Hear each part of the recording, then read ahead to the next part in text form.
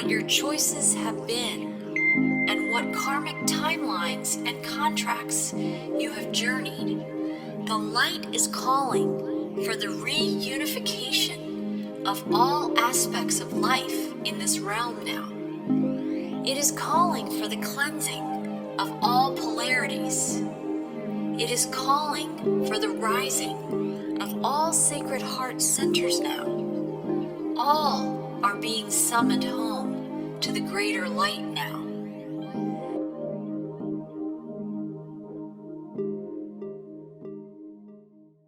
Hi, and welcome everyone to a joint podcast today for Whole Soul Mastery and Whole Soul School and Foundation. We share it on both channels. And I am here with Joel Michael today. We podcasted 3 years ago, I think. We talked about the ego and the witness observer and some wonderful vibrational morsels of what makes our lives so rich right now in these times. And I want to thank you for joining me, and we're going to journey into some fun stuff today. Yeah, thanks, Joel, for joining me. Thank you. Always, it's just I love connecting with you always, Marie, in any way that I possibly can, and looking forward to this discussion. I have been for a long time, and I feel like we've been having, like I said, we're having it across with messaging and stuff, and now we get to really go back and forth with it a lot more, a lot juicier. Right. It is juicier. Well, that's, for our listeners, what's exciting is that, Joel and I correspond like everybody does in today's world, and we text and we leave each other these messages, and we've gotten in some very quantum frequencies together. And I'm like, gosh, we should do a podcast on this, right? So the seed topic for today is this concept of it's a bunch of things. It's time travel, it's like time, space, reality, consciousness. There's the quantum, it's all kind of fluid to me. And then I'm sure some things have a stronger pulse and a vibration, like just the word quantum has a slightly different vibration than like timeline jumping, right? But it's all part of the same consciousness and awareness that we carry. And which is it's the base thing is it's just interconnectedness, really, right? It's understanding interconnectedness. Yeah. So maybe I'll start by sharing a couple things. Let me just go back to this that we podcasted together a few years ago, and I think that was during the COVID years. And I think you were even in some roundtables with me with a few folks. Yeah, that's right. Yeah. Right, we did that. And we just absolutely enjoy each other, and we live in this higher plane. And especially when we connect, it's like when you connect with somebody who will join you in this higher space, we could kind of bliss out in all the aspects of like consciousness where the spirit soul can go. So I found my way, certainly with the channeling that I do, or the receiving messages, or the frequency writing, whatever I want to call that, because it can go by many names. Yeah, sure. I have always been somebody that's very attracted to time travel. I mean, whether it was books I was reading, or I'd see hints of that in stories, uh, and I think that's essentially, for me, in a way, that's how I feel myself receiving messages that are beyond the typical, like the box that otherwise people can live in like a linear 3D type reality. And when I watch movies or I read books or I get into those characters of those stories who can live beyond what you see, what you can touch, right? Your five senses. We're talking about time travel. To me, is like accessing energy that's beyond the five senses. It's like a level beyond that. For sure. And so often that's my gateway. Like that's just the feeling of the frequencies inside me. I think my soul remembers time travel. I think that's what I do when I channel, I bring through messages. Anybody connecting with those higher aspects of themselves, I think, has some inkling of what I'm talking about. I think our listeners will resonate with some of what we're talking about. And for some people, if this is brand new to you, pull up a seat and get a beverage, and we're going to have some chats about all of these kinds of understandings and understandings and ways to play with this energy in our life. Because to me, when we play in more of these quantum realms and these higher frequencies, and we play with space and time, I don't, I left being a prisoner on this planet during that awakening process. Like, I don't feel limited by time and space. I can travel anywhere I want to just by Yeah. focusing my attention, my, my consciousness there. So maybe I'll toss it back to you and say, why don't you share a little bit about when you started to play even with these concepts? Like, what led you to start playing in this arena? Well, first, before I get going too much, when we talk about this stuff, I know some people, especially in spiritual groups, can feel like this stuff seems kind of cold and unemotional, but it's exactly the opposite, right? Where you're in these energies, where you're looking at it purely as energy or geometry and color, or however you're perceiving it, it's like the most radically high volume on unconditional love that you can experience. And so I want people to understand that, because I think that there's, especially in the beginning of a spiritual journey, I think most of us we understand about that the I am is true, but we don't want to go there yet. People don't want to go to like nothingness. That doesn't sound interesting or good at all, but eventually that is where you're going to end up. So I just want people who understand when we talk about that part, that this is not, it doesn't lose its warmth and its depth when you go there. It's quite the opposite. It's like the other stuff gets so deep, it has so much depth and so much meaning that it's just, it just blows your mind, basically. So, anyways, I wanted to go with that. No, it's a But great I'm sorry. invitation and Yeah, opening. Like, that's yeah, what we want people to yeah, feel when they're journeying with yeah, us today, is feel yeah. the expansiveness. It's not limiting and cold and like you said. Yeah. And, Please. and, and then also, I want everybody to understand that when you get into these types of discussions, they are quantum. And so, what we're doing, what you and I do when we discuss these things with people, is we're kind of building our own kind of in between language, basically. So you could say it's like but the base language is just this geometry and shape and energy, right? That's the base language, and that's oftentimes when the body, when you get into theta brainwave state, which is altered brainwave states, which is from a physical 3D standpoint, this is how you get there, right? But then once you're there, you realize, oh, I'm just watching all that. that's not so. But you got to keep continuing to like sort of sometimes perceive choosing, but then when you go back there, you're like, there was never any choice. I'm just observation. There's nothing else Wow. happening, but it's the most amazing thing ever. Yeah. Yeah. Yeah. I know for a lot of people, some people get what you just described, and some people it still feels foreign. Like, how do I get there? And what you're, at Yeah. different levels of consciousness, you start to realize you were there the whole time. You could never Yeah. not be there, right? Yeah. Which is And what that's, you're and that's, saying. yeah. And that's what you understand when you start understanding. I've had a ton of near death experiences, but I had one or two where I was like, oh, okay, I'm dead. And I just kind of let go. And I think that's, you tend to see that being a pattern in terms of people understanding this. For me, Mhm. I didn't have the, hey, I died and I came back experience. But now I do feel like when you're in that theta brainwave state, or in the octave, or in, in this kind of 0 point state where you're still communicating, you're perceiving maybe what we would call heaven in a way. And so I mean, I know hopefully that's not controversial. You're kind of perceiving this higher state because you're realizing what eternity means, and then you're also realizing that you're always already there. You're not not there now. You Right. always are. And so once you can see that, and whenever in that state within your brainwave state, basically. So when you're not triggered and you're able to stay in the state of brainwave state, which just happens over time. I mean, it's actually not just state of brainwave state. It's a simultaneous brainwave state, because oftentimes when you're awake and you have theta brainwave state going, then you got a lot of gamma, because that's where the info is coming, right? And then delta brainwave state would be like, hey, you're at 0 point. You're just the observer. So all that stuff kind of it's multiple brainwave states happening at once.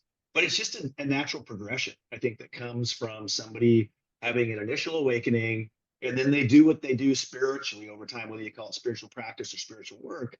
But again, once you actually realize, oh, I'm already awake, then you realize, oh, well, that's just stuff that was just part of the story that I'm watching.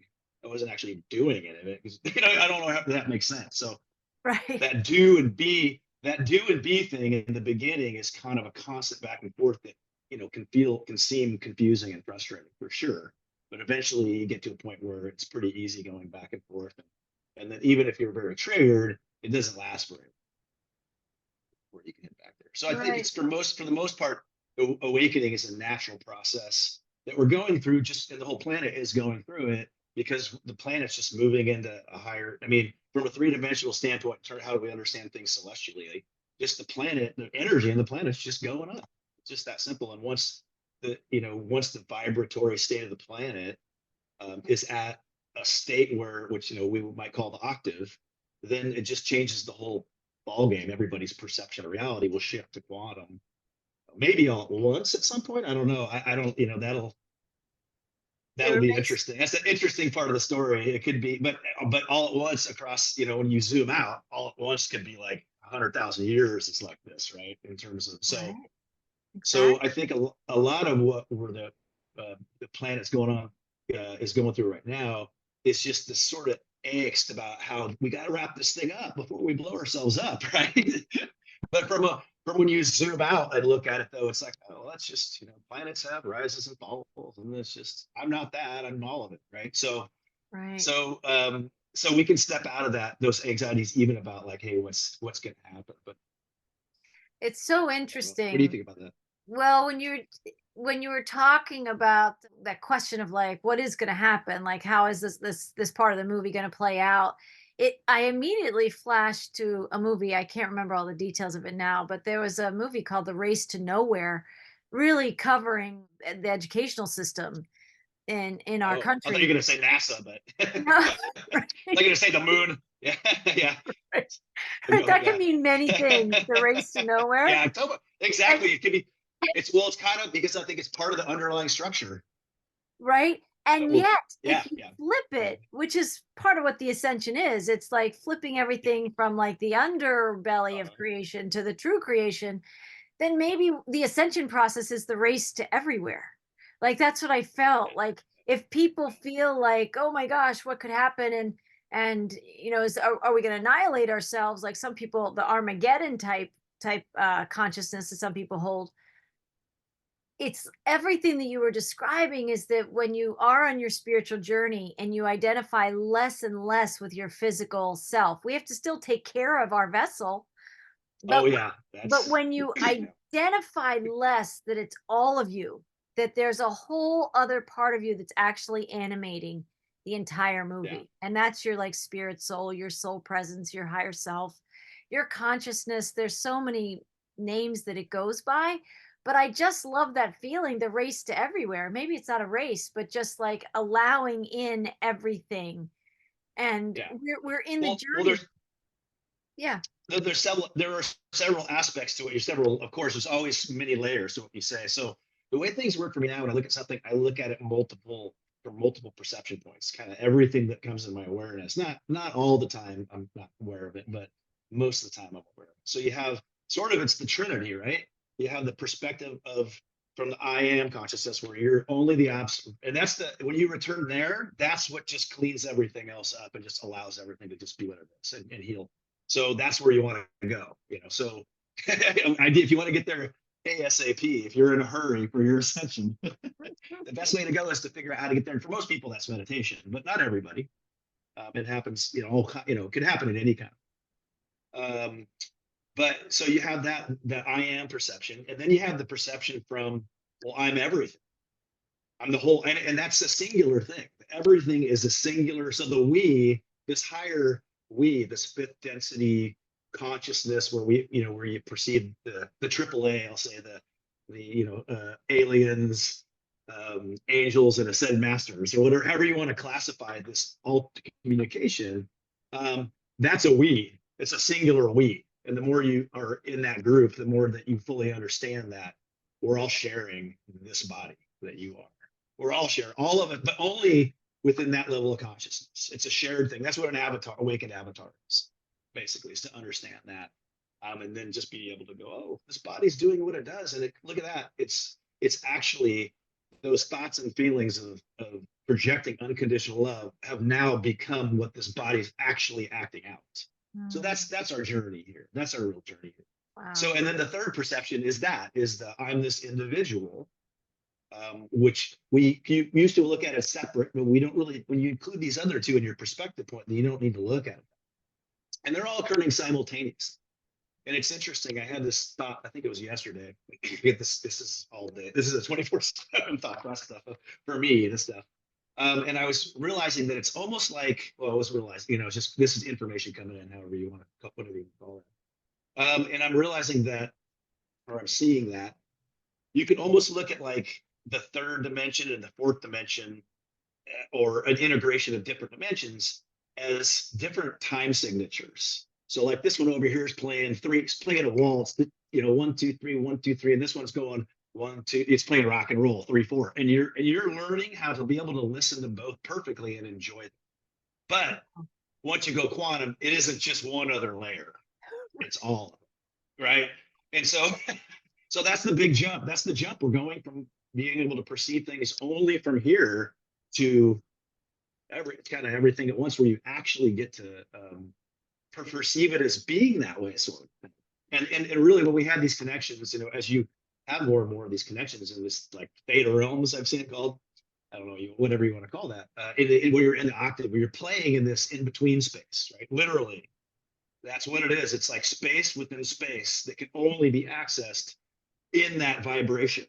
So in a way, you could look at it as like a benevolent quarantine or something, because nothing else is getting in there. So if those are the places that you're playing, the only things that can come in have to be in that state too. So come on in. whatever yuckiness wants to come play up here, everybody's welcome. You're already here anyway. You're Right. already here.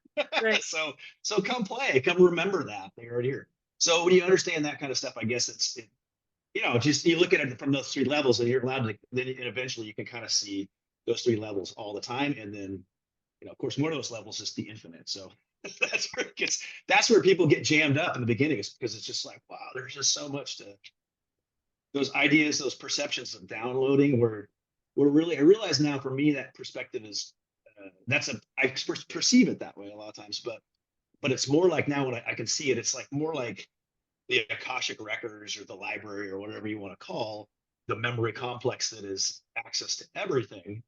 You just, as you go up, as you bump up, you just get a whole section of the library opens all at once. So you don't necessarily need to see it all. And maybe even you see it all at once for a second or something, but it's there later. You can go access it later. You know that when you get stuff, you don't have to stop what you're doing.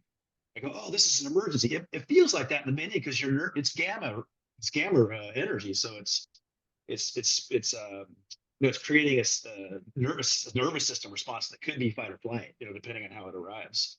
And so you'll have this rushed feeling to it, like, oh, it's so important, because that's just what that vibration feels like all the time. But eventually you get more used to it, right? So that feeling of like, oh, everything's just so amazing, I gotta experience it all, right? Because that's what your nervous system's doing in your body. But the reality is, it's there now. You can go back anytime you want, within a perception. Right there. It's right there.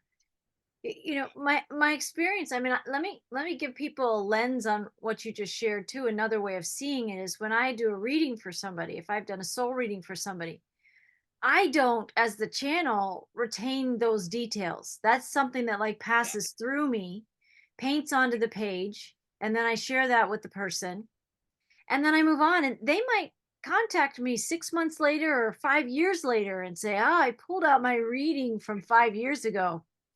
And they'll just making connection with me again, mentioning one thing about the reading. I'm right there. Like I could just that energy, if it's still a living energy and if it's still true for them or whatever it is, it's right there. And so in the record of everything, in the record of the whole creation, we don't have to have these fabulous memories, right? Because the energy continues on. So you could pick up where you left off, if you choose to. And some people have evolved past sort of kind of because then some people 5 years later, 5 years have passed, they have changed, but there's elements of truth of what that was in their whole history that is still Yeah. accessible. And as they've changed, it also creates a bigger picture and multi-layered picture of that person. So For I sure. guess the way I bring that up right now is that it's not lost. Like, that's why maybe I'm bringing up the Race to Nowhere, which was that movie about school and kids and having to like sit in desks and take these tests and all that stuff. That's the modeling we've all had at least the last hundred and Yeah. whatever, hundred some years.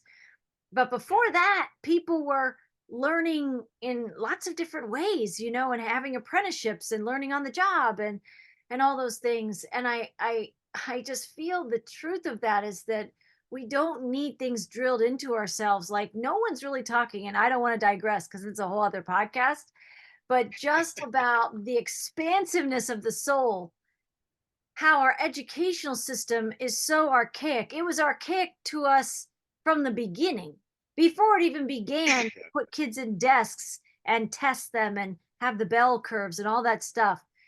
Um, that that was already so devolved from who we really are.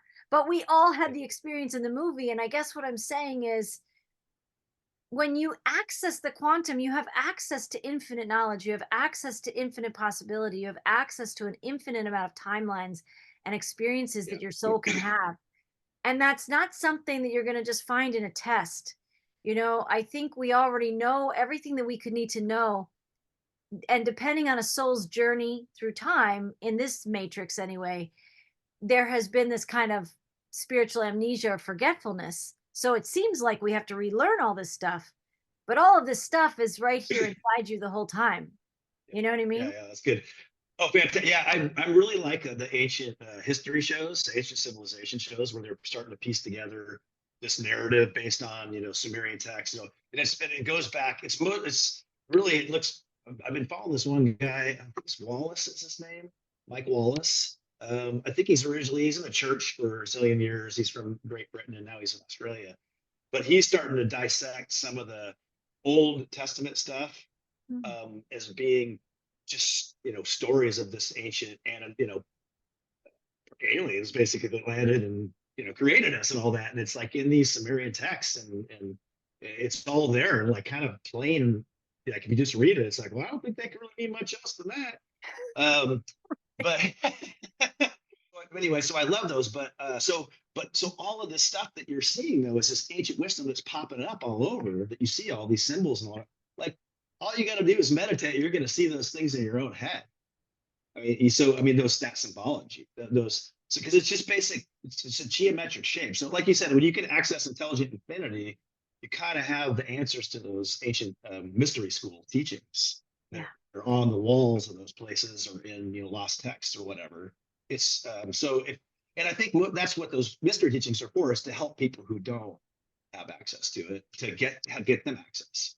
And most of that's through physical stuff. It's through taking care of yourself, basically. It's at a high level. So if you look at any of these ancient teachings, most of it, at least especially the East, right, Eastern part of the world, there's a physical element to it. It's yoga or qigong or whatever, and then there's meditation. So that's not the requirement, because especially now with the energies coming now, people are just going bing, like just stuff's just happening. Some people are just waking up, and a lot of people probably don't need that.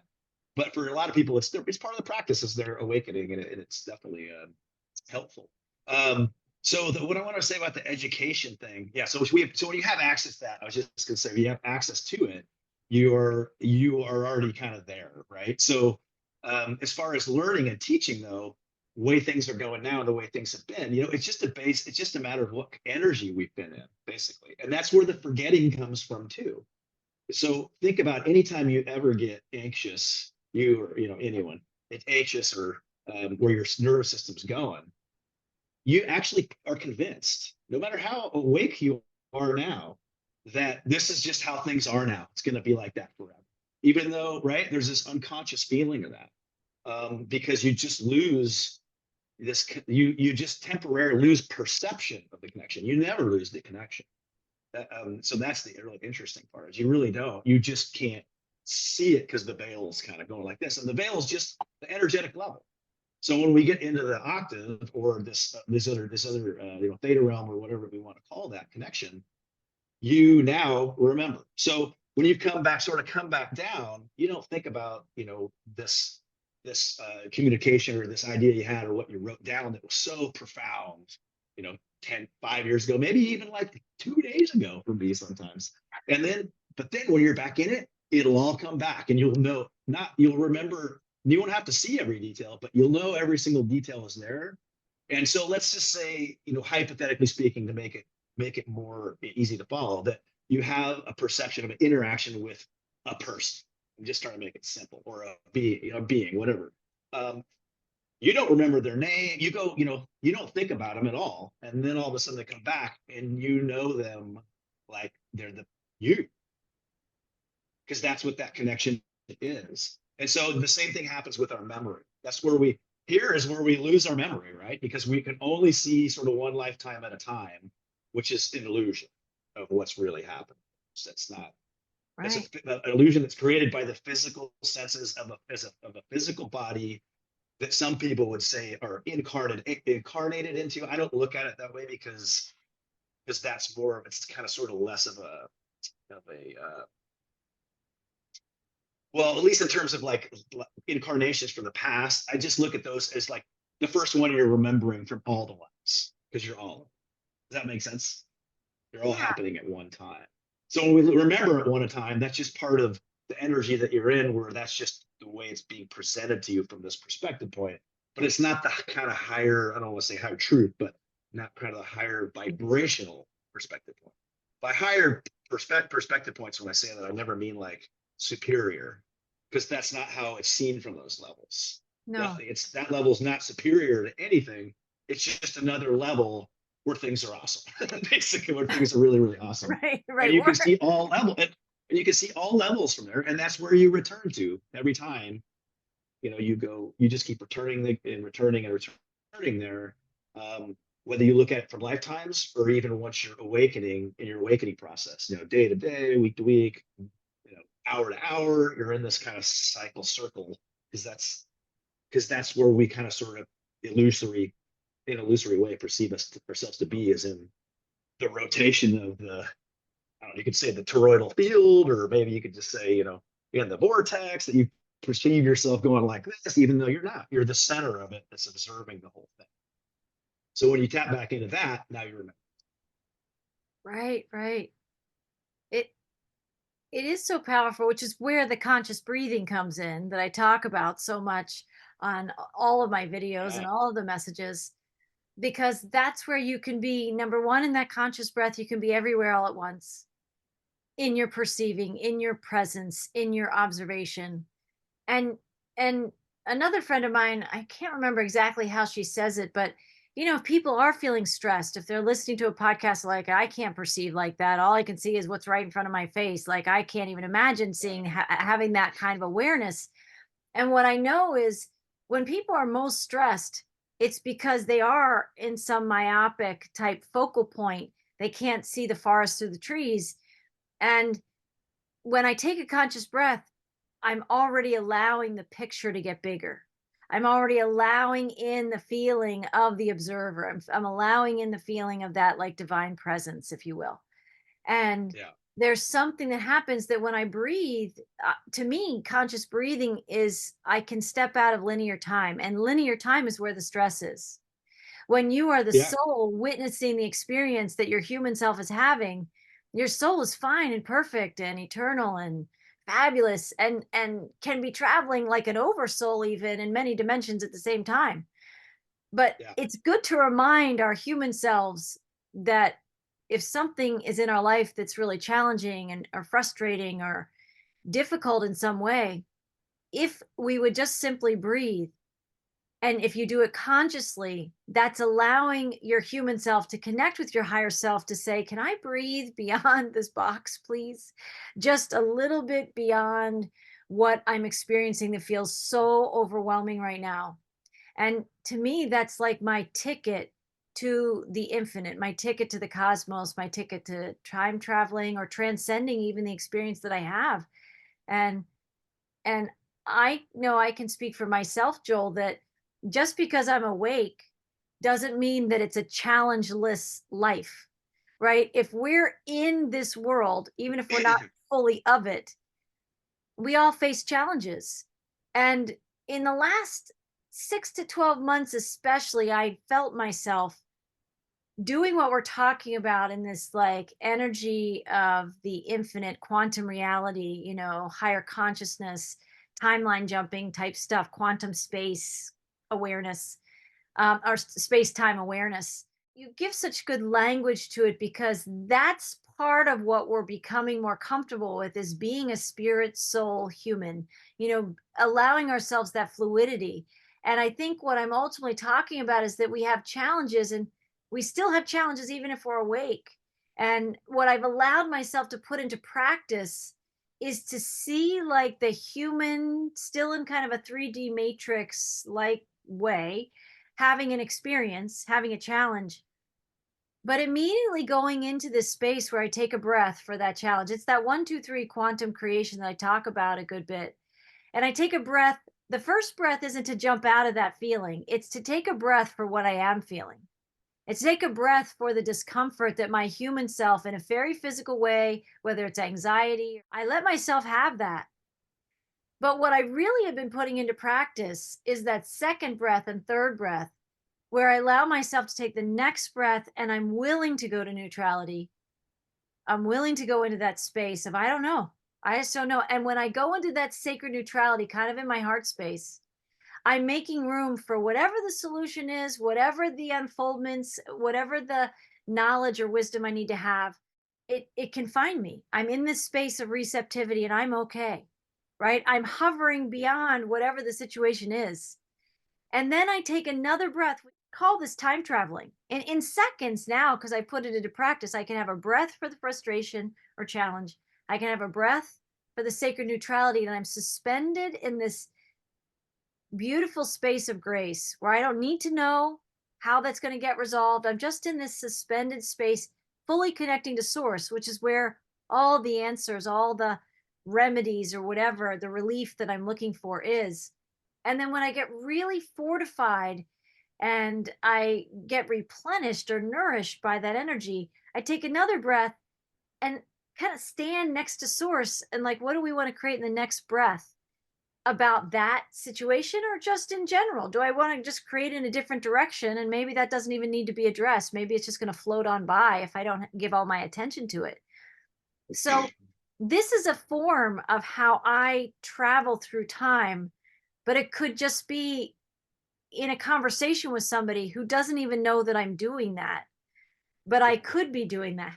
I do it while I'm teaching class sometimes. Do you? I'll be doing a lot. I mean, definitely while I'm driving my car. Anytime I'm doing anything where it's like it's part of like a normal alpha brainwave state, to be able to do it where it seems almost automated normally.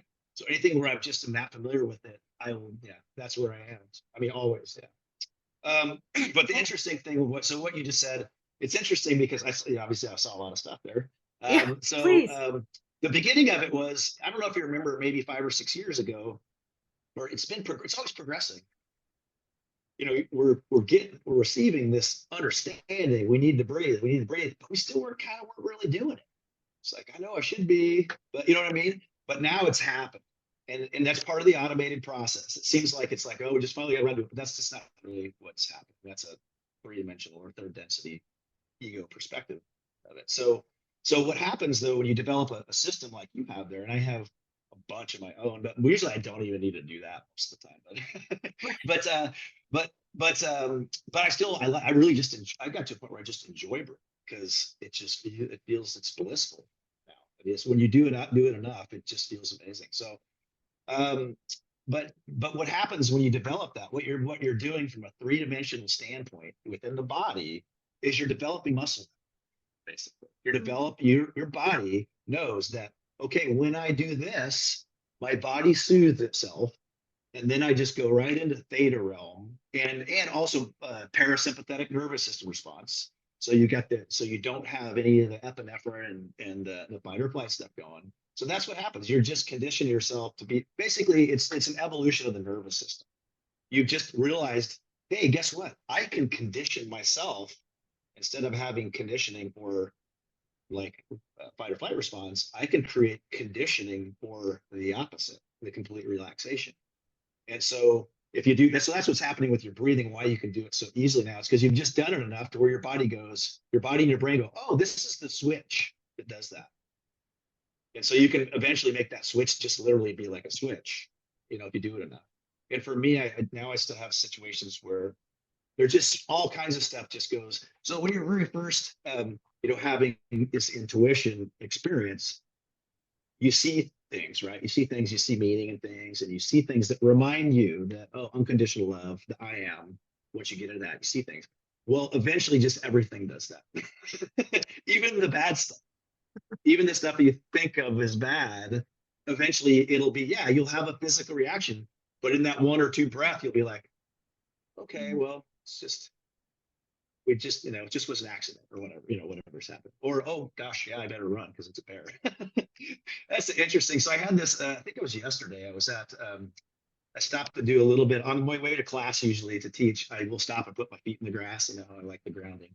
And I'll do That's some sort of right. meditation. Oh yeah. And I was just having this, I just really got myself in this amazing theta brainwave state where I was just listening out, like, as much as one could. And all of a sudden I came right back and my foot was hurting. I'd stepped on, I thought, a thorn.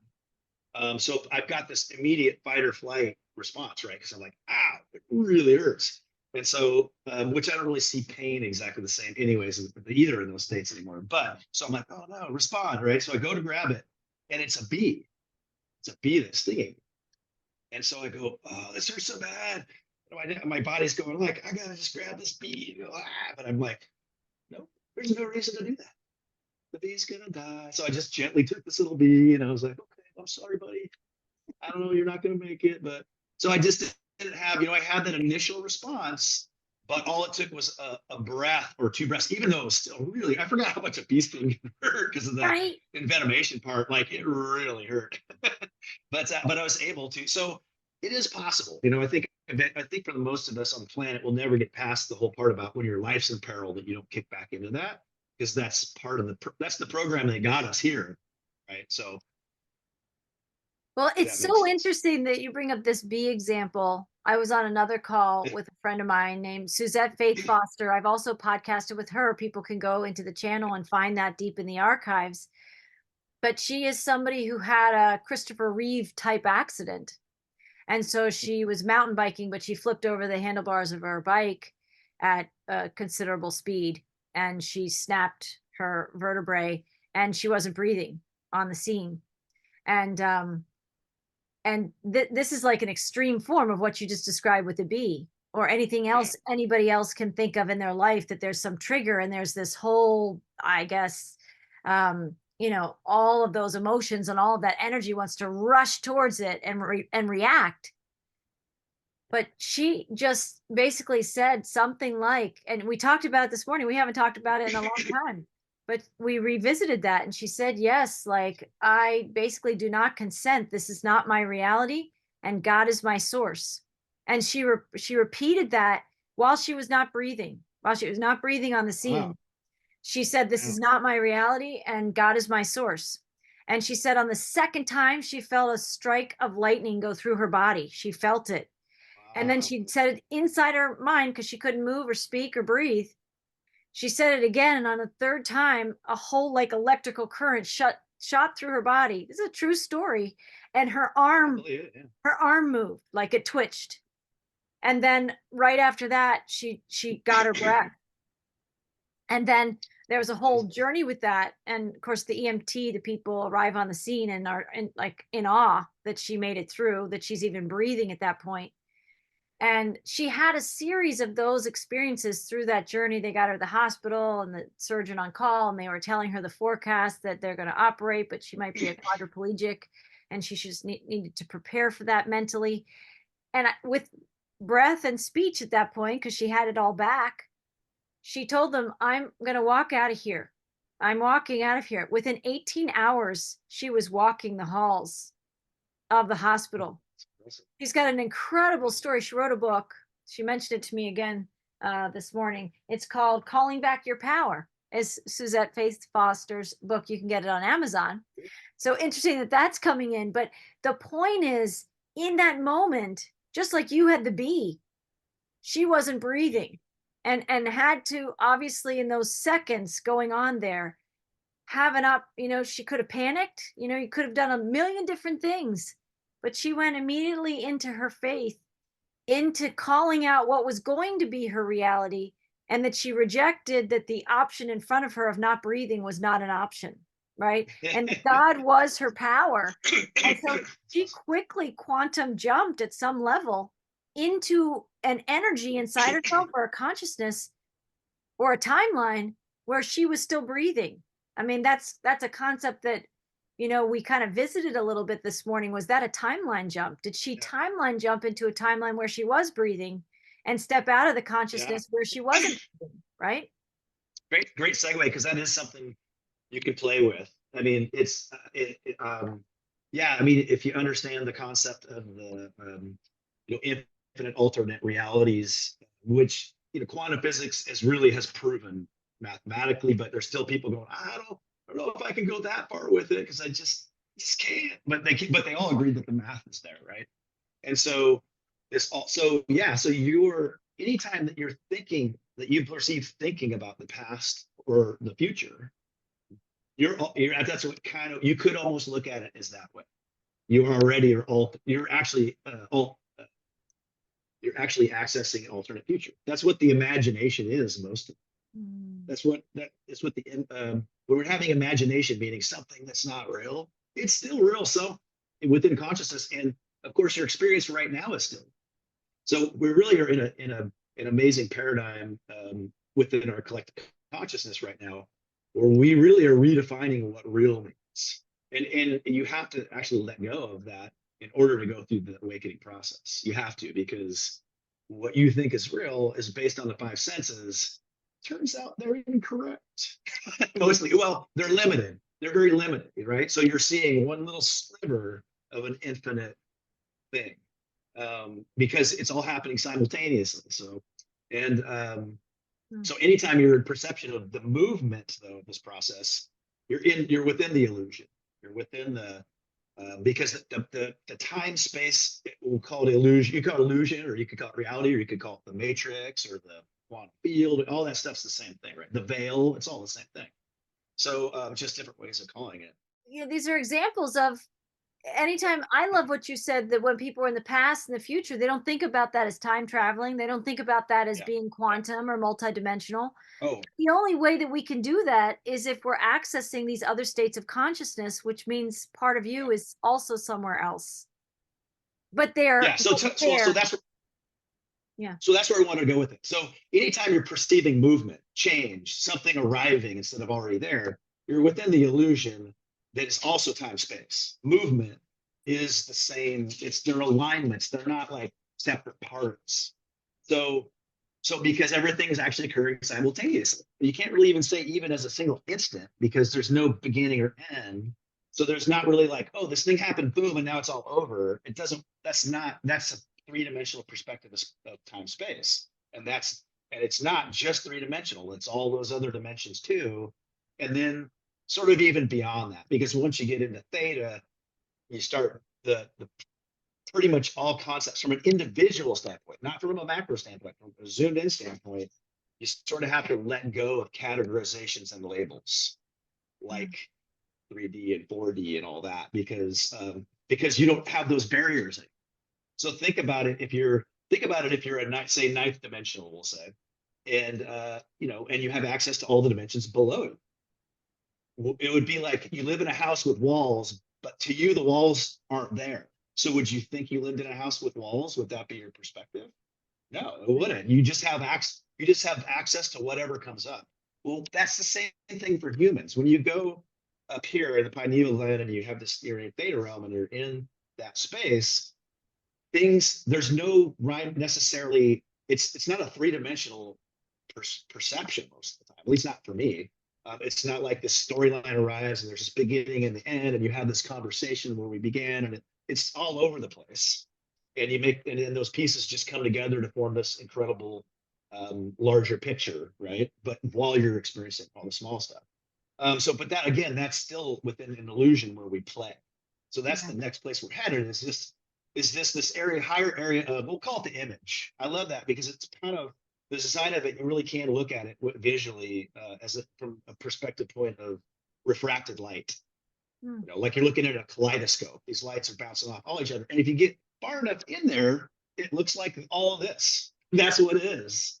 So if you get zoomed in enough, it's just those fractalized light forming this weird stuff that seems like normal to us, but it's just the shape. It's just part of the repetition of the same finite shapes over and over and over within an infinite ability to experience all those versions. Does that make sense? Right. No, it totally makes sense. And I love what we're talking about because, again, people can zoom in and they can zoom out. People forget Yeah. that they can zoom out, right? That's part of that fluidity. That's part of that consciousness breathing. That's part of that Yeah. shifting your timelines or moving through time and space. And it's just when you get way up too close and this is all you can see, it gets the inflexibility, the rigidity sets in, and Yeah. people feel like they're locked in, locked down, and they can't get out. There's no other option other than X or Y or Z. And it's a really good And reminder, like we're talking about some of this we can apply deep into the 3D land of life. And these are just terms that a lot of people watching a video like this would understand 3D, 4D, and 5D, but they're fluid sure. consciousnesses. Once you Yeah. understand that, you could just move in between them. What's Well, really once you break the three-dimensional barrier, basically, just within your perception of what it all is, then it's less limited.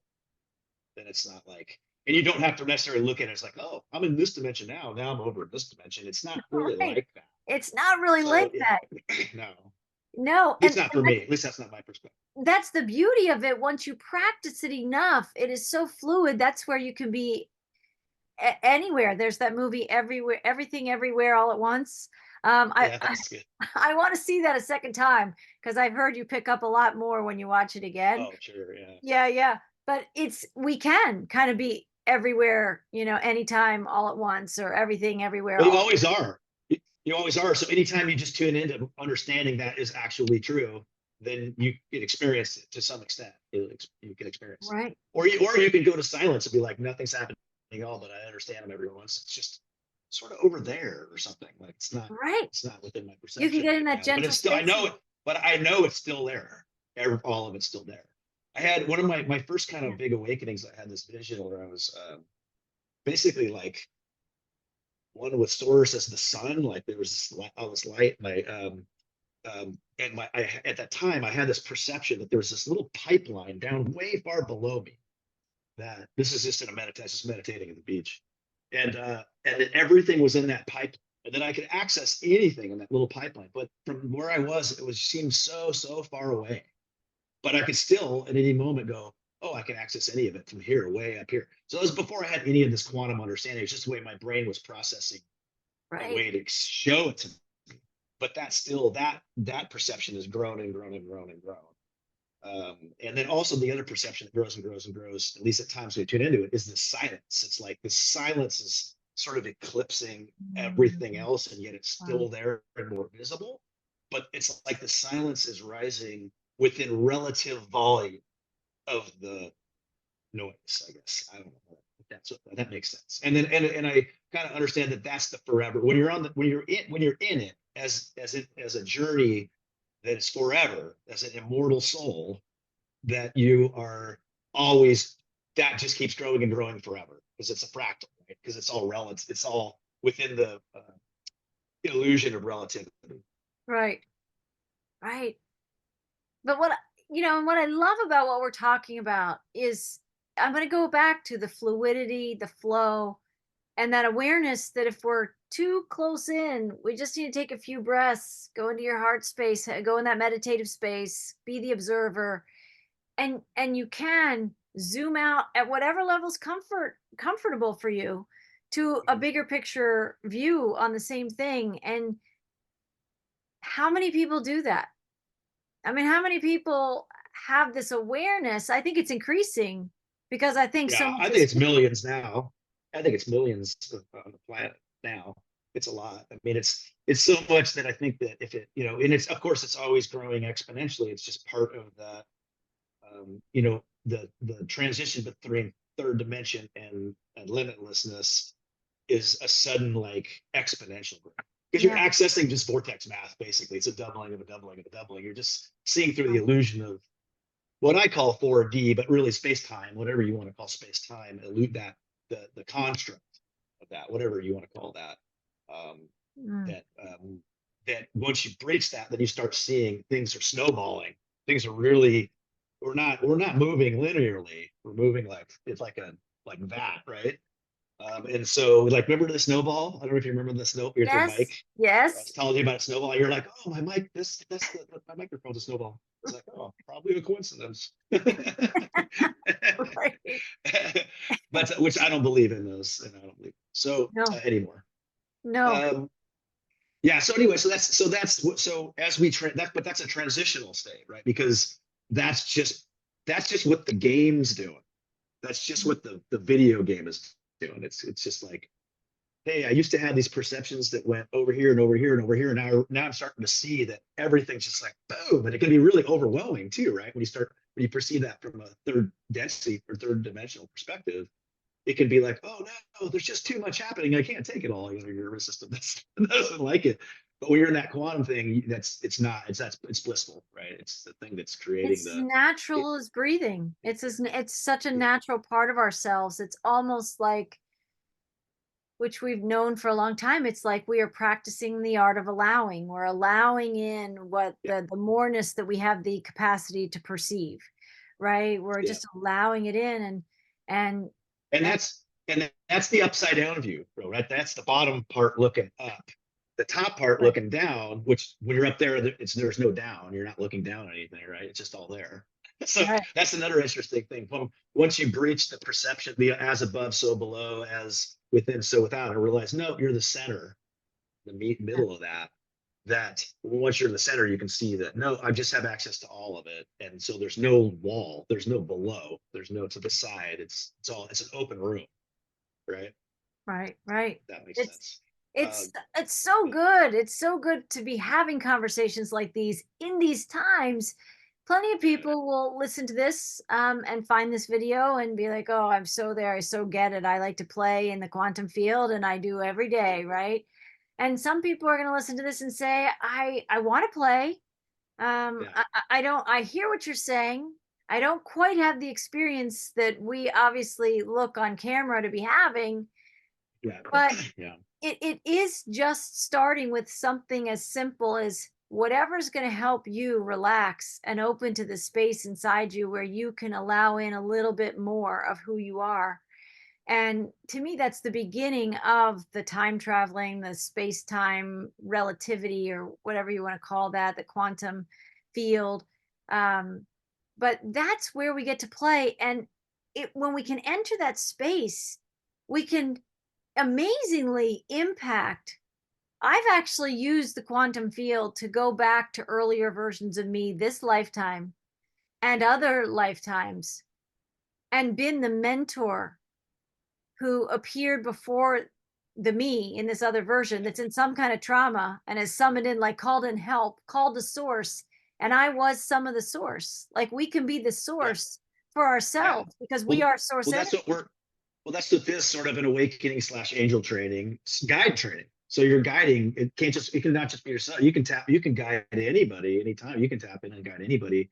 And if it's somebody who's in your three-dimensional world now, they may not perceive it, but you're not connected to the third density them. You're connected to the one that's already there. So you're kind of connected to their higher self, basically. Right. So your higher self's connecting with their higher self, and that's where all the really quantum, healing happens. That where, and again, that quantum healing is sort of exponential compared to the what we're doing in real life. Even though what we're doing in real life has the same spreading out exponential effect, right? Because you affect this person and then these people and those people, and so that's something that's becomes more obvious to you too. The more that you're genuinely want to have this benevolent, unconditional love for people, and have them be able to experience that next level, and that's like Yeah. your goal. your intent, then it's powerful. It's really powerful. It's really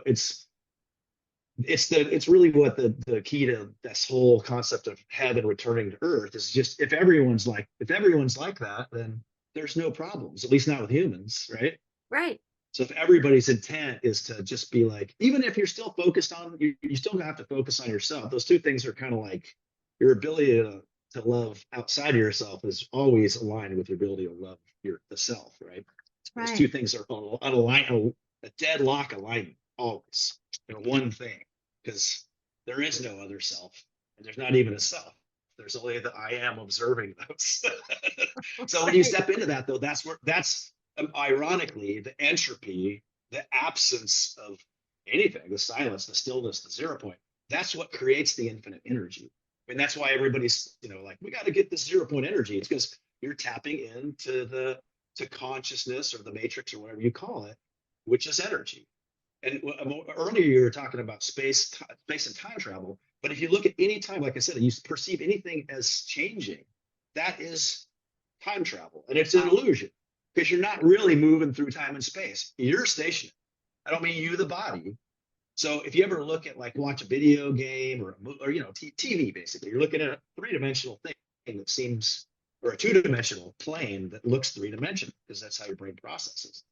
Kind of what higher reality is too. I mean, the Wow. three-dimensional, time and distance is just based on the Fibonacci sequence Right. as it strings out, which is the structure, which is just the numeric structure of the fractal that we perceive from the third dimension. But we're really not perceiving three-dimensional space. It just seems that way because your brain is wired that way. I saw something recently where they said that they're able to now to look at sections of the brain that are creating geometry as the neurons are firing simultaneously. It's creating all those geometric shapes that we see, that are the only ones that exist, right? It's just a finite number of these shapes.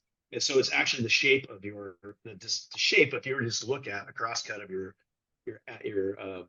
neurons firing, they would be aligned like that, just creating the shapes that create our reality. So really, the body is pretty much an infinitely layered filter over a lens, or an Mm. infinitely layered, like, Wow. light over a lens, that when you look through that lens, and this is not literal, of course, this is an analogy, because all that part's part of the illusion too. But you got to get there. You're talking about it, you have to do these things, right? That's the difficulty with languaging and stuff. Yeah. But if you're, yeah, but so really, what creates your reality, it's VR, basically. I mean, it's not literally VR. I don't think we're literally inside some person's program, but that could be a level of reality that could be created, right, with the AI and all that. So, but it's not that there's a program, it's that the universe has a program, and those programs have to be the reason they work is because they're aligned to the program of the universe. I don't know if that makes Mm. sense. That's right. No. Yeah, Like there's like alignment. I mean, I think so. We're talking about alignment yeah, and harmony, and I think that's the sense that people like you and I and many of our listeners will have, is this. yeah. A lot of people do have this awareness that we're moving into something extraordinarily beautiful and wonderful and great and expanding and all these wonderful things. And we also know that there's growing pains and all of those things that we're still growing through. We've been talking about it for a number of years. I'm sure we were talking about it 3 years ago in our last podcast, and we're talking about it again today. And yet, where you put your attention is a choice, where we focus our consciousness is a choice. And so maybe it's a good moment to segue for the last part of our podcast today. Is both of us, we had an exchange sometime recently where I was sharing, like, oh, I love all these time travel shows and quantum, like, what are you watching basically on Netflix and some of these places, and what are you watching? So we shared some films that we like or series that we like, because it brings some of these concepts to life. And before I share a couple or ask you to share and I share some of what's really touched me and moved me recently in terms of the way some of these concepts can be depicted, is that it seems in the 3D matrix to make things more appealing to the masses so that everybody can access the messages in there. I'm going to call Yeah, it multidimensional manuscripts because I think, or yeah, you know, the yeah. I know what you're screenwriting. saying. Yeah, Yeah, the screenwriting. I think there's something for everyone. If we actually start to pay attention to the shows being made in the last like 4 or 5 years, I'm saying yeah, I think there's an abundance of shows that we didn't see this with like time travel as a theme or the quantum field or superpowers or accessing other versions of ourselves somewhere else to help us in this timeline. That theme is definitely more prevalent than ever before. And I find that fascinating. And then also to make note, just to say that I think in that mass appeal, in this multidimensional screenwriting, there's something for everyone type thing. There's definitely violence. There's definitely some bad guys chasing some good guys a lot of the time, right? But if you, depending on your level of consciousness, you may pick up deeper messages. You may pick up deeper themes. You might even feel like the quantum field is communicating with you some an answer to a prayer or something that you were tuning into, but you didn't have the language. And I feel that a lot now. Like I'll see a movie, not always, but I'll see yeah, a series or something. I'll be like, oh my God, they depicted that in that one scene better than I've seen anybody else depict that aspect of consciousness anywhere else. And so I'm extracting some kind of quantum messages as best I yeah, can. And we all see the violence or the tension, the intensity, and that can make movies good too. But everybody has their own threshold for that. And some people who are allowing themselves to become more and more sensitive and more aware and all of their senses awake and alive. I definitely had a big period of my life where I was too sensitive to watch or read or about oh, many yeah. things. And I still have things that are Anything, off. yeah, anything, yeah, Yeah, some things are still off limits for me. Like I cannot have like gratuitous violence and craziness and or twisted, yeah, psychopathic behavior. But but I also can watch some shows where there's elements of that. But if the stronger pulse of energy is on the quantum freedom or the superpower that's inside all of us, right? And that hero's journey kind of awakening story, I can I actually don't focus as much and I'm not as disturbed by some of the more violent aspects if a bigger part of me is really gleaning some of these quantum frequencies. And so anyway, I yeah, just wanted to plant those seeds that yeah, a lot of people are just viewers of content, or readers of content. We ingest so much content every day with the internet and our phones and everything else. But if you become a conscious breather who's consciously choosing to watch shows and you're asking the universe to, or God, spirit, whatever your guides, your counsel, whatever you want to call that, to bring to you some shows that can empower the higher frequencies that you are to keep growing forth, to be more of who you are in the physical, but bringing all of those like superhero skills or whatever you want to call it, quantum perception with you. I am finding it very helpful, and I'm so grateful that some filmmakers are starting to put this into their movie making. So, yeah. There's no doubt that there are some writers who are enlightened, have at least significant understanding of enlightenment. And I think there's a lot of people in Hollywood that have that are being guided from their perception. yes, That's but not all of I think, but and it's interesting you said the TV thing. So this is kind of where I think a lot of it very first started popping up for me, but it's been years now where anything I watch on TV is like that. It doesn't matter what it is. I'm just like, oh, that's because I can see it now in the even the darkness of it. Even if something we consider dark, those are just distorted. It's just the same light and geometry, but just distorted. And right. really, it's and that's it. I don't know if you ever heard the concept that suffering is an illusion, that all that part's an illusion. Kind of the whole thing is an illusion, but it is sort of a mirrored reflection of higher reality Yeah. that's distorted. And the reason it's distorted is because of our perception point within it. There's a little more to that. Like we can get into later, maybe talk about the 7 notes in the scale. So that's always fun. And but what I was going to say is that that's you can look at anything that way. But definitely when you start off on watching stuff that's literally about those subjects, that's what usually hooks you. And there's a reason when people watch those, they're drawn to it. It's because it's their they're perceiving, a higher perception of reality unconsciously within it, and they're drawn to it because it's giving them information. It's basically intelligent infinity being acted out in a three-dimensional way, which is kind of how everything is, really. Um, Yeah. so but yeah, I think people who are drawn to that, there's a reason. I always have been too. I've always loved time travel stuff. I've always loved sci-fi and travel stuff. Right. Yeah, always. And then once the ancient alien stuff came out, I wasn't a big necessarily believer in aliens, but I just couldn't stop watching it. I had to watch all of those. Wow. And then now it's, but I didn't know why at the time. I was just like, I can't stop watching these. What is this? And the whole time I'm going, is it real? Is it not real? Is it real? It's real. Like, yeah, I'm just like that. For me, I'm kind of getting to the point now where it's like the understanding of like trying to convince somebody else that whether something's real or not doesn't. It's a complete waste of energy because that's all based on relative perception. Yes. And as an individual, we all have much more radically different perceptions of reality than people understand. Much Yes. more radically different as an individual.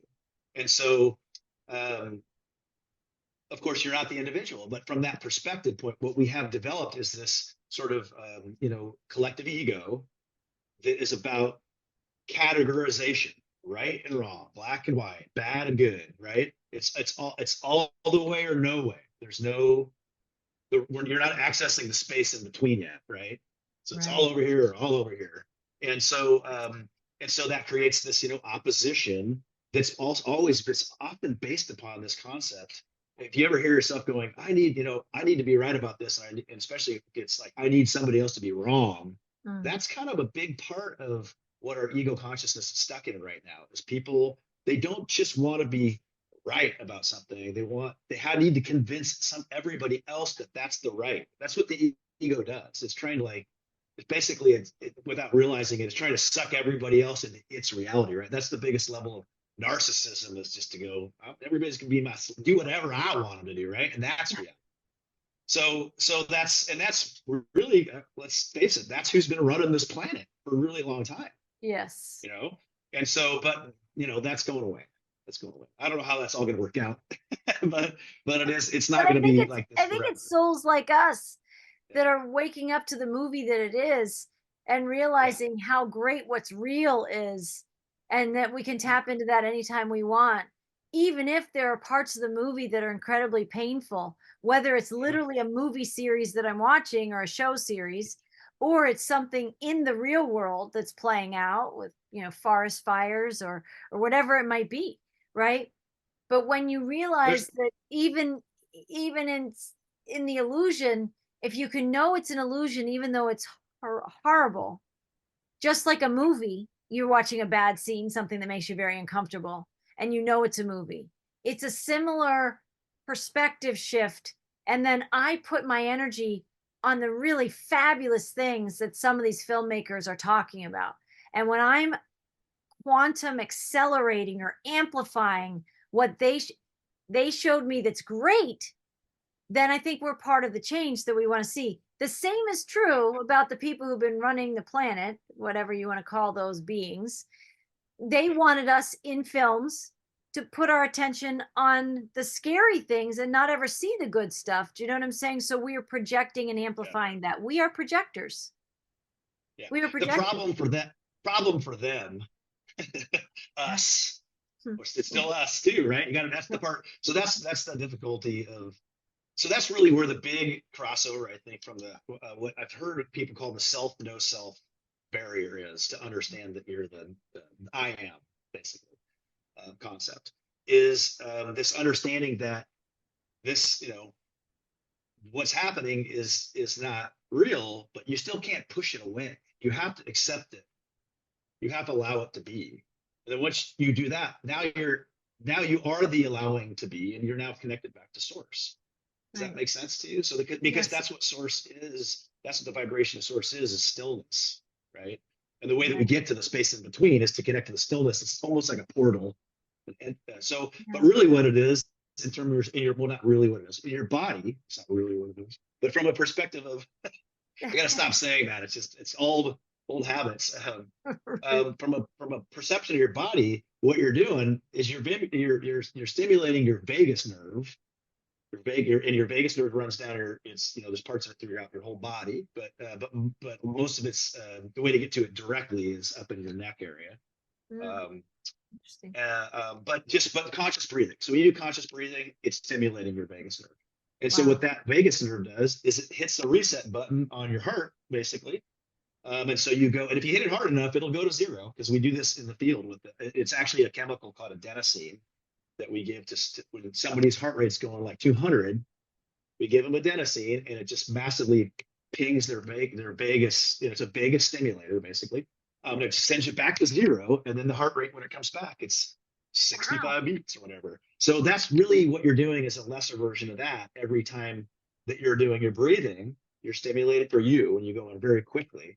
Is you're stimulating that because now your body knows how to do it, and it just goes, oh, this means, it goes, oh, this little thing, this little reminder, it means stimulate the vagus nerve. So it does. So now all of your sympathetic fight or flight response hormones go bye bye, and you go out of high beta brainwave state, which is the anxiety state, to theta, and other, or you could go to alpha. It depends on what what's happening. But you go any other state, basically any other brainwave state besides high beta, and then you're not feeling that. Wow. Wow, that's so beautiful that you can bring that like medical perspective from your professional experience. Yeah, You it's fun because I get to teach. I'm teaching this stuff to in mainstream emergency medicine, because it's so, there's the science is so rock solid behind it now, that I'm basically teaching almost like I teach about how the body's electrical, and then all your hormone system. We don't think of hormones as being electrical, but there's nothing happening in your body that's not part of the electrical system. And wow. so it's all, your whole body's an on off switch. So when you stimulate the off switch, you go, oh, it's all good. And that's, when people freak out, they hyperventilate and pass out, that's the body's natural response, and just resetting the heart, the Right. spasm that is the all on button. All to take them to the same place, which is Yeah. that 0 point energy, right? Just Yep. different Yeah. ways of getting there.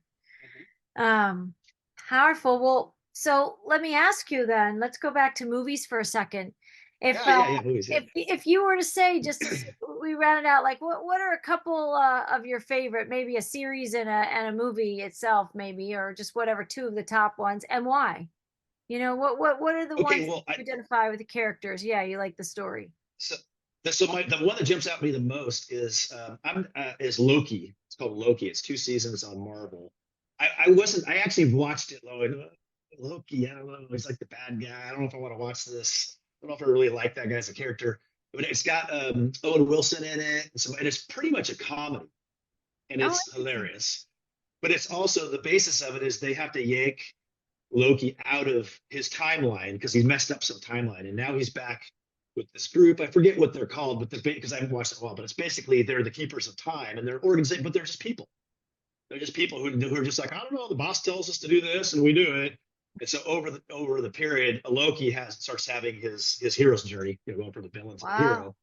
So you can see, but it's all based on, and they're jumping these timelines, and then eventually it turns out there's somebody who's created the policing of the timelines is malevolent, and so all these people are finding out that they've been holding up this horrible thing because they just thought they were doing their job anyway. So it's just got great, just and one thing I like about it is it really does do an amazing job of just going, okay, you're in this time, but now you're in this time, and now you're in this alternate reality, and it's just Just this.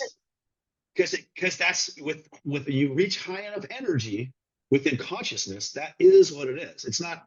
I Yeah. even look at it as like when I used to look at it like a portal, and sometimes I still do because it's fun.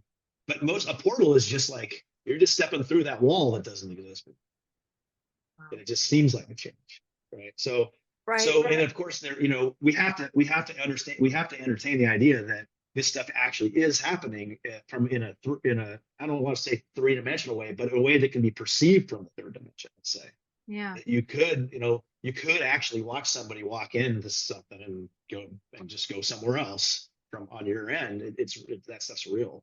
We did the, I think it's actually pretty well documented, the energetic levels in these areas. And then there's a lot of areas that the U.S. military, or well, just all, that's just been closed off, Suppressed. and there's stuff built Suppressed. around it and Yeah. all that, right? Yeah, it's repressed and controlled, and there's a lot of that. Like it turns, there's some stuff coming out now, these congressional hearings, and that there's one of the guys was saying there's like 163 of these things, massive underground bases just in the U.S.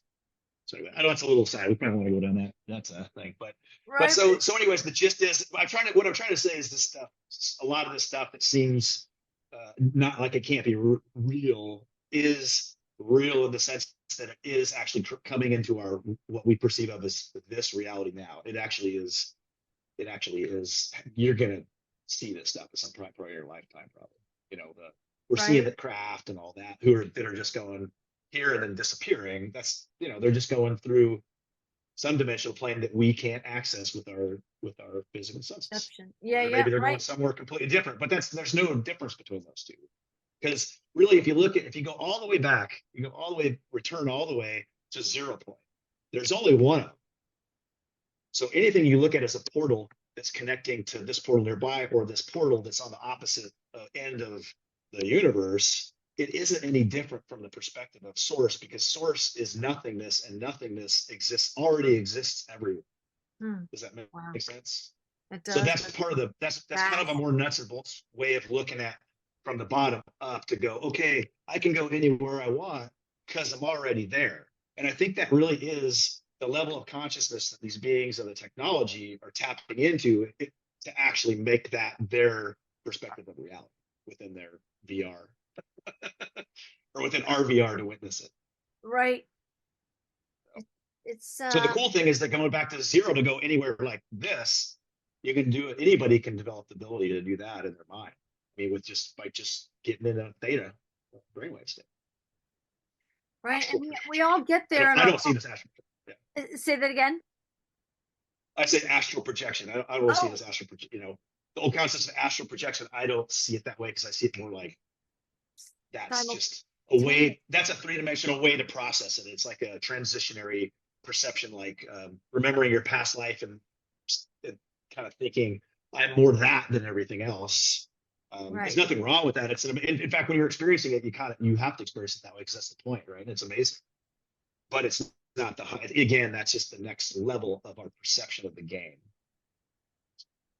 It's so fast. I mean, all of this fascinates me, and I think I'm somebody who's been a seeker, a curious person. I think all these traits, these archetypal energies of wanting to learn and see and grow, and I think that's an orientation to life. I think a lot of people, if they're not having that experience, I think a lot of people desire that experience because we're naturally curious. We're naturally seekers. We're naturally knowers. We also know a lot of what we seek, but it's like we have to re-experience it in the physical to say, oh yeah, I know that. Right. Oh yeah, I already mastered that like 10 other lifetimes, but it's good to, acknowledge it again.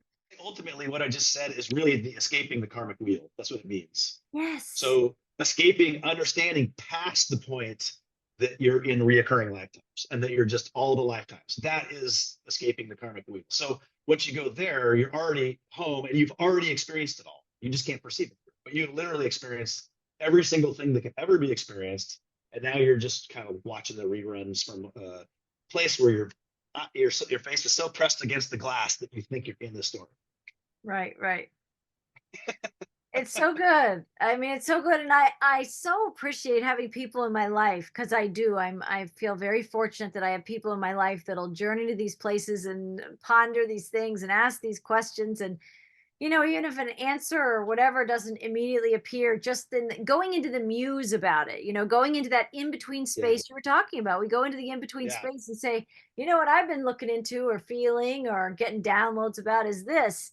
And then, my other friend or compadre or whatever you want to call that will look into it too and say, I hadn't thought about that. And we'll both look into those things. And it's just, it's a wonderful place to play. And, because the average conversation you're gonna have with somebody who's not into this stuff, they're just gonna they're gonna be, it's so not ready for it. that they're gonna might trigger them. Correct, in some way. Yeah. And then it can also, I've certainly witnessed that in people in my Yeah. spheres of Yeah. friends and family, is that it just shut down. It just shuts down the conversation because they're just not interested and not of the vibration. And they want to hang with that, and that's Yeah. okay too. But it's really sweet when you can find podcasters talking about it, when you can see it in movies, because there's lots of ways to Yeah. bring it to life. Even if Yeah. I'm just speaking to some of the people that I know. Some people write me privately in emails or on my comments, and they feel alone. Nobody in their Yeah. family is speaking this language. They can access some of these quantum realms to some extent, and they've seen a lot more. They seem to know a lot more things, and they're watching the movie too, like we're talking about. And they don't have a big community. I think community is going to be Yeah. so important in this next phase of the growth cycle that we're in. But even I will portal into podcasts where I don't know those people personally, but I am inside the podcast with them. Like I literally can feel if it's right, if it feels aligned, my Yeah. consciousness is like in the conversation with them as if I'm at the table with them, right? Yeah. And Yeah. I don't Yeah. feel a part of it. I feel inside it. Yeah. And I invite people to feel that way too. And for me, I was going to mention there's so many films and series I can mention because for some reason I'm discovering a lot more now, and I'm really opening to it. So I'm having a good time paying attention to what some newer filmmakers or people who are writing new kinds of storylines, what they're bringing to the table. One of the series that a good friend of mine recommended to me was Timeless. It's on Hulu. It's on Hulu. Timeless is on Hulu. And that was the first show in a long time that got my attention. Of course, I mean, I can mention so many, but let me just at least reference Once Upon a Time. That's a story of like magical storybook characters, but it's live. Was that the Reeves, the one of No, back in the 80s, early 80s? that was the Somewhere in Oh, Time. no, no. Oh, What Somewhere in Time. Yeah, yeah, okay. Once Upon a Time. Yeah, yeah, no, but that's another one that's like, again, those seeds were Yeah. planted a long time about time travel. There's a Christopher Reeves movie called Somewhere in Time, and it's Mhm. got a time bending That's what I element. was thinking of. Yeah, I yeah. don't think I saw the whole thing. But I do remember that he was time traveling in his mind. Right. That one was really good. But think about it in the 80s. There was the Time Bandits. I don't Yeah. even remember that, but Time Bandits was a show, Yeah. a movie. It was weird. It was weird, but I loved the time travel part of it as a kid. I was like, Me that's too. kind We of a could little creepy. I think it extract was, yeah. what we needed. We totally did. I don't know. Maybe I was like 10 or Yeah. something when that came out. I'd have Yeah. to look back and see. Yeah. But I remember the same thing. It was strange, but I loved the Yeah. concept. And so there's Yeah. this Once Upon a Time series where they're going back and forth between like a real life magical world in the United States and truly like the fantastical magical realm where they're like Red Riding Hood or Snow White and stuff like that. And they travel with Oh, okay. magic beans between the realms, things like that.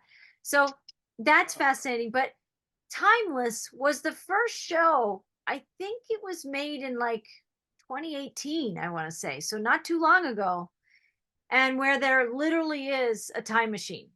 And then there's a bad guy okay. character who like captured the time machine and is traveling through time and changing history. And the people in modern time are completely unaware that history just changed because he did something hundreds of years ago and messed up the timeline, Yeah. right? Because to them it's only their normal. Once it Yeah. got erased from the timeline, it's just a powerful concept if people erase something in different times. And you can see if some bad actors or some people, with more nefarious agendas wanted to do that, it's Yeah. really illuminating to see the agendas that play out in that show, and also the characters that are trying to set things right, but traveling through time and seeing the impact, like one person lives that should have died, right? Yeah. Or the opposite or the reverse, right? And dies that should have lived. It changes the timeline and it changes the things that we can know. And that has that impact of like multidimensional, everything's connected. So there's, there've been theories back when you look at the movie Back to the Future, where he lays out, oh, that's going to be this alternate thing. But remember how he drew it with little linear branches. So I don't think that's actually how it works. I think you can loop things back however, if you have the right energetic or the portal to do it, or the energy or the technology within consciousness. I don't think going back is limited as we once thought it was, because we were looking at things through a different lens. It was linear, right? We're not it's multi-dimensional. And so when you look at it this way, this is the part that you can, all of that stuff you can always clean up by just going back to the concept that the everything that possibly can exist does exist that way. Now, is it going to be one that's going to cross your path as happening in something that we all agree is this one linear timeline? Maybe, maybe not. Probably, I mean, less, the likelihood doesn't seem like it, and so far doesn't just come out every day for us, right? But when the energy changes from your perception point, that might be completely different. And I think, well, it is, because when you get into that theta brainwave state, you are perceiving things in this kind of loop. It's coming back. It's not like you're on this linear path, not for very long, maybe pieces of it, right? But not for very long. So I think that stuff could happen, and if it could, that means it already is. And I think that if you look at, say, like, just theoretically, it's just say that, like, a species that we think of as like the Greys, right? Which is very macro way, because if you generalize like that, you're not going to get it. There's a lot more. It's just like us. It's an infinitely diverse thing, right? So it's not like there's one agenda and there's one human-like agenda that we would understand, and it would be bad or be good. It's not like that. It's not right. so anyway, so let's just take this hypothetical space being and say that they have the ability to just travel to a certain extent without limitation within consciousness. They're not they wouldn't be bound by any of it. They wouldn't be bound by it. They could come watch the final, and then be going back in time and helping that happen, get to this. And I think that is kind of their perception point in some ways for some beings, or some time and dimensional traveling, is that they're traveling from the future to make sure they create the past that ends up being their future. That's like one of the kind of loops. And it's mirrored in that thing about, hey, I'm going back in time to be there for myself. They are doing that. They have all that going on too. So from a higher perspective point, and you could just generalize this and just say the higher self is, because it's moving faster, that means from our perspective that it's in the future. Wow. Does that make sense? Yeah. So that's your future. So your higher self would be your future self. But from that perspective point, you don't see past, present, and future that way. It's all one now, because that's what you have access to. So why would you see it that way? Does that make sense? Yeah. So that's just one example, but all those loops coming back to the self it's happening on all kinds of levels, because it's just the nature of the loop. It's just the way everything's designed. Yeah. But I think that you're most definitely not alone in that whole, like, hey, you went back and visited yourself, and it turns out, and then you remember, oh, that conversation I was having with the kid with this, it turned out it was me. Like, I've had a bunch of that stuff happen. But then beings are sort of doing that with us too, through much more spread out DNA, basically. Right. So they think that's part of so there's like, did they see us, some beings anyway, or some levels of consciousness, whatever you want to call it, see us as like if they're to some certain extent seeing a past, present, and future, they see us as their past selves, because they see everybody as now. Right? So if you see everybody as yourself, as the other self, then everybody in the past is that which made you who you are now. Wow. That's just one of so many layers of ways to look at it, and different angles that are not just being looked at it within consciousness, but also that's just one of the things that level of consciousness is looking at. It's not like, oh, I have this one thing I'm doing. It's just one of the infinite things that's swirling around.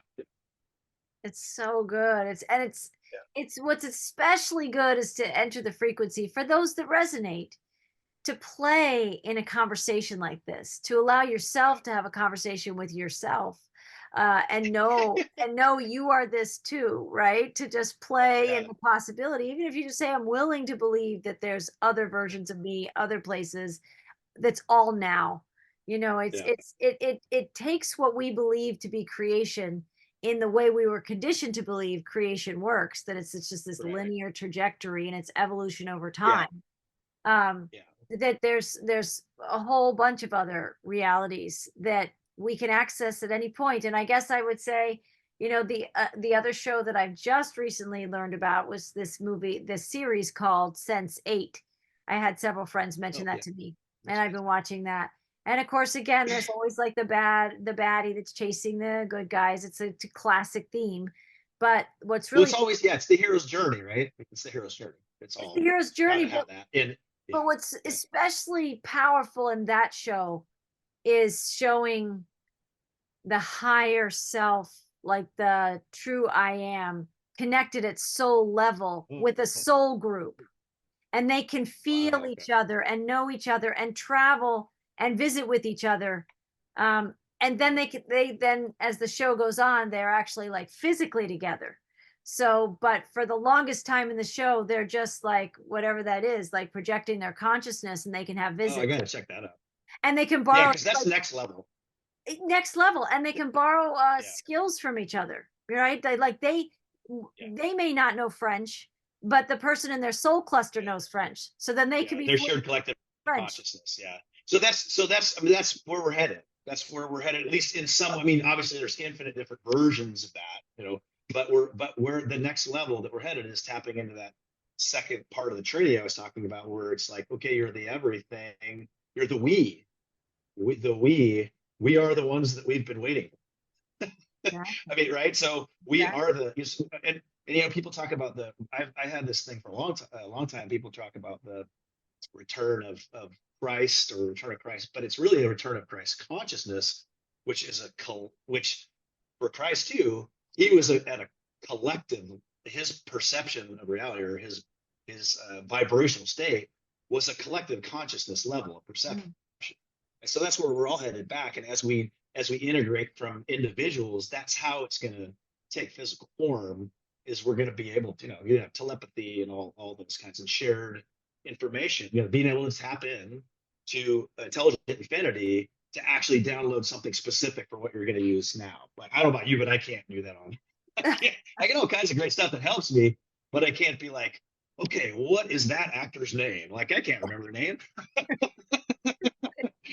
but it's getting better and better, and the more of us that access Yeah, the field, the yeah, easier synaptically yeah. that helps the rest of us. Sure. Oh yeah, yeah. It's a collective. It's collective. Yeah, It's collective, and this yeah, goes to the point that, while in some ways I think the world is going through maybe what seems to be in the movie, like the climax, like the climactic yeah, moment where it almost is like the point of no return. How dark can it get? yeah, And on the other hand, I can also see, like, we are so on the cusp of the greatest greatness and so much wonderful abilities to create and collaborate and co-create and quantumly create. Like, I mean, I think creation is yeah, going to be a theme of this new age, this new, whether it's 1,000 years apiece, who knows how many years it's really going to be. But whatever this next cycle is, everything that we need to build and create, I think, is going to be available to us. And the more each of us comes online and activates that in ourselves, the easier it gets for other people who weren't accessing it yesterday, but can access it today. Right. And yeah, yeah. yeah. Yeah, what do you think about that? Yeah, totally. I mean, it's again, it's all just about that. It's just that's just the natural progression of just higher energy coming in. Higher energy coming in, and again, from a three-dimensional like time and space way, you can just say that our galaxy is been moving into this like basically a storm cloud, and now this is out now. I don't know if you've seen this; it's pretty recent. But for a long time, I don't know if you've seen, we constantly the stuff will pop up. Scientific journals will be like, "Whoa, the energy from that black hole is pointed straight at us," or "Oh, that quasar is pointed straight at us."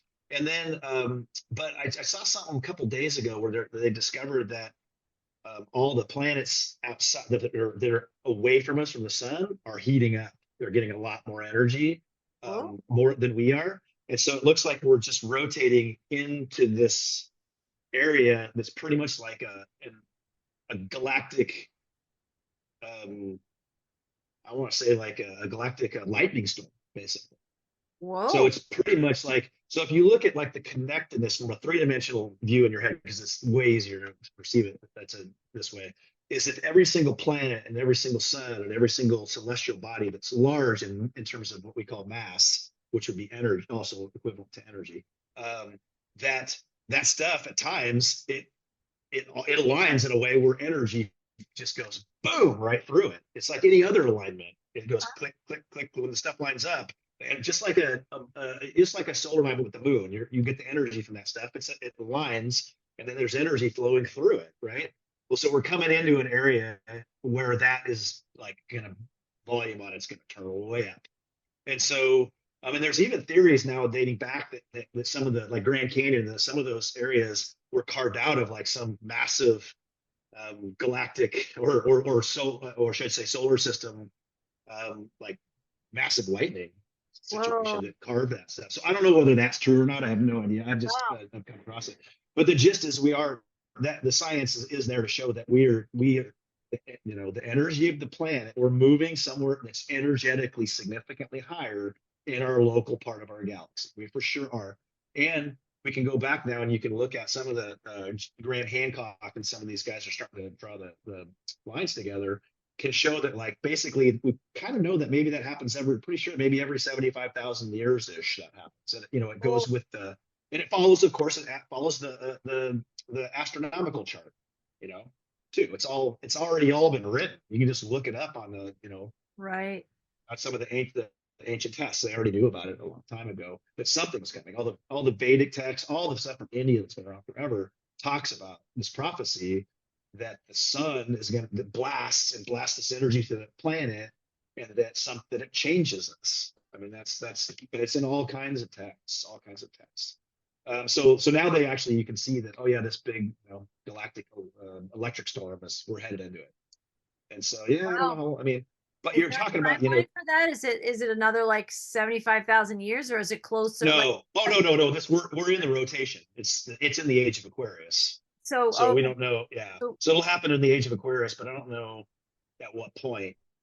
So I think that's so really, I think 2012 is probably just when we started outside edge of our solar system, right, started tucking into it. right. So who knows how long it'll take for all to cook up. And then I think, historically, you probably have this large increase in energy that does cause some sort of level of enlightenment or heaven on earth type of concept, but then it falls, at least from a three-dimensional standpoint. But I think once you're in it, you don't perceive that. You're like perceiving something else, I think. But Right, we'll right, see. right, right. We'll Well, see. let's intend that it's only elevational and not Yeah, deep. yeah. Yes. Yeah. So I guess the point is nobody really knows when it's going to happen, and that's the future is really even higher from higher level perception. It's tough to tell to go into a spot and tell a limited perspective point what they're going to perceive when you're perceiving all of it as this big thing that's mixed up. You go, well, I can tell you about like a billion different versions that are possible right now, or Right. maybe some levels of consciousness can say I can have this certain level of probability within the location of your perceptive point. You know what I mean? So it's way more complex. And so I don't think anybody really gets clear future predictions at our level. Maybe you get some information, but it's always going to be a surprise when it actually arrives, because that's the point. That's what we're doing here, Right. is so that we don't already know everything, right? So Right. because if you already know everything, like Why come? then you don't get to experience this, and you don't experience this, yeah. No, So exactly. Well, that's a bit anyway, that's a powerful insight that you bring through here towards the end, because it also, there's a cosmology, there's yeah. there's more to this than just Joel and Marie have an opinion today. There's more. Oh, totally. Yeah. Like, There's there's way just if you're more. willing to look into it, yeah. If you go down the rabbit hole, you believe me, you won't come back out. I Yeah. promise. You're not gonna go down there and go, it was all bullshit, and then come back. You come back out like, none of that stuff made any sense. Like, I know that's not, nobody goes into the rabbit hole and comes out. People that It I actually goes unless in. they maybe if they get a head injury or something, maybe. I don't Right, know. right. Yeah, It doesn't but consult yeah, some fact checkers. If you consult some fact checkers yeah, like that, don't even go down there, then you might not know. But if you yeah, go down at all, you come back yeah. with much more knowledge and awareness than you had before. So Well, and the cool thing is eventually if you progress to where you'll go down there and just completely let go of the idea of what facts and proof is, and you just let whatever happens happen, you don't need to bring it out to prove it to anyone. It's your experience. correct. So if you leave it at that, then you get to experience a lot more, a lot more. It strips off so much restraint and limitation. And of course, it's always aligned with that strip off limit is always aligned with the higher ability to let go, which really isn't the ability. Letting go is just the off button. Just you Right. just let go of you just let go of what you're holding on to. Because we're Correct. always just that's in this energy, that's what we're doing. If you Correct. just learn to just be like, oh, I'm going to not do that anymore, you make the conscious decision to do it and then practice it with, you can get to do it with 1, 2, 3 breaths and your body goes, oh, Precisely. That's exactly our point here today, Joel. Well, thank you. Thank you for joining me and having these conversations. I'd love to have you back and let's surf some of these waves again sometime soon, worse. because I think a lot of people are surfing them with us and they know they're surfing. And it's a lot more fun when you have people who are willing to get on and talk about it. And, we can have Yeah. kind of like a fireside chat about it. And then I'd also be curious for people to write in the comments, like, what are some Yeah. thoughts of things that you're journeying with, and what are some time travel or quantum field, quantum energy movies that you're watching, or shows or series. It's always good to share because there's a lot of us on this channel that are curious about things like that. So Do you that, ever get it? Do you ever get any trolls? Do you ever get anybody go, hey, you they're you're so down? obvious. It's rare. I'll have to Yeah. say it's pretty Yeah. rare, Yeah. Yeah. but because, Yeah. but I would also say when one pops through, it's such Yeah. a different frequency. They out themselves, right? Yeah. And Yeah. Oh, that, always. Yeah. That's what I say. You don't really have to respond to any of that stuff because it just does. People they're speaking from such a level of unconsciousness they don't realize how obvious they are to anybody who's conscious. So correct, I think correct. getting oneself into especially like if you have a channel where it's happening all the time, like some poor people do. So, but no, I think that's just those. You don't really need to respond to that at all. Like just let them, because then No, they're kind of then they're standing up to themselves. It's like you don't hit. It's like you're playing this tennis match. If you just stop hitting the ball back, let them win, then they don't. And you win, but you don't have to look at that. You don't need to look at it that way, right? It's just like doesn't why bother. that's exactly right. And Yeah, this is all part of that liberation we're talking about, where you breathe easier, you live more relaxed, you're in that 0 point more often, when you don't have to correct somebody else's experience, or yeah, engage with that lower frequency that has no other intent than to sort of take channels down.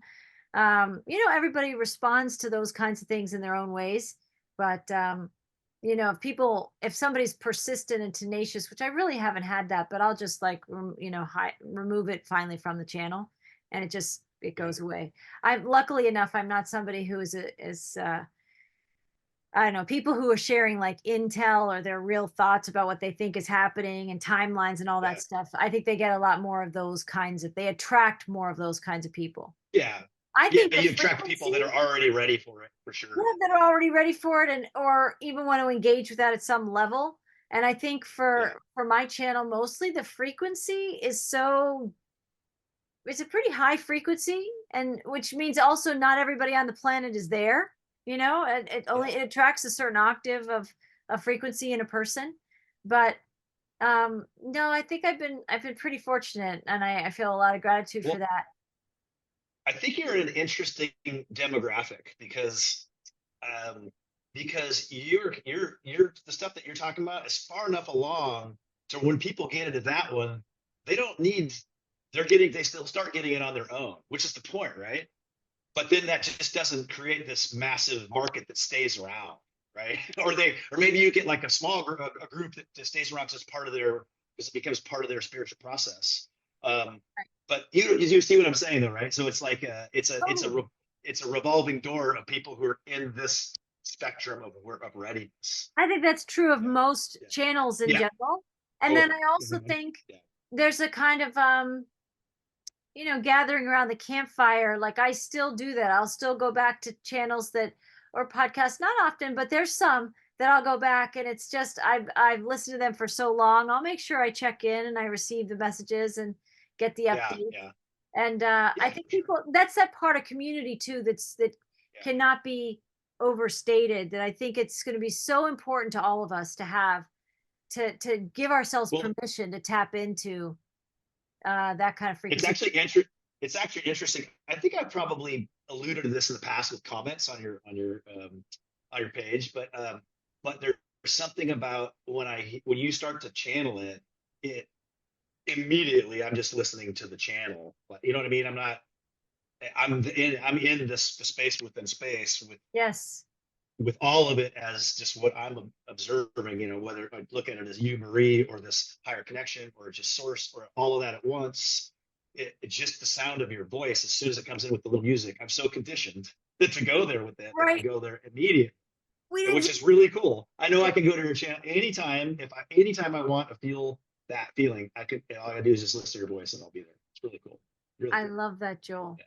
I love that. And that is, to have spaces where people can go, my channel and other places where you can go and just at the starter frequency, just at that first note, Yeah. whatever it is, and your body already knows and say, oh yeah, I'm going to quantum jump now. I'm just going to jump into that Yeah. space between space, and I'm going to enjoy the bliss of, like, in that hammock. It's like a hammock of grace where your soul can rest and receive.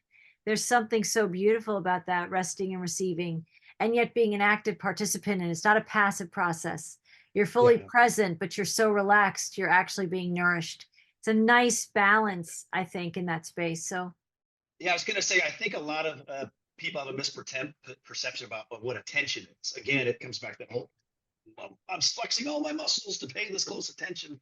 But in those levels, it's not like that. It's just an automated awareness that just you're just wide open receiving, right? So it's and the best way to get there is sort of by letting go of that whole focus. I mean, really, it's by letting go of focus. It's by just completely letting go of focus in a minute, not while you're doing something, because then you won't be able to do it at all.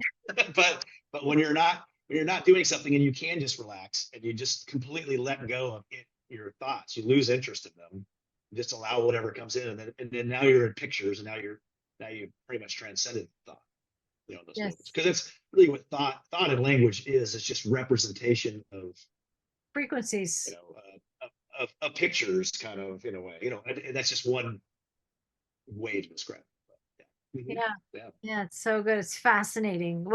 It really is so fun to travel with you and journey with you, and put words to the things we're talking about when really they're like felt vibrations. They're things that you feel Yeah. with your senses. But we play between both of those worlds where there's language and no language, and language and no language, right? And I'm so Absolutely. grateful to the people who hang with us and are in this conversation. And let's have Joel back and surf more quantum understandings, and some waves of insights together. And we'll see you hopefully again soon for another podcast. So Yes. Yes. Yes, yeah. please. Yes, yes, exactly. Yes, Absolutely. please. So until next time, we send blessings to everybody, and blessings in your quantum journeys and your time travelings, and you're even watching movies that take you into that space, or listening to other channels that lead you there. So have a great day, everyone. We're so glad you joined us today. Blessings.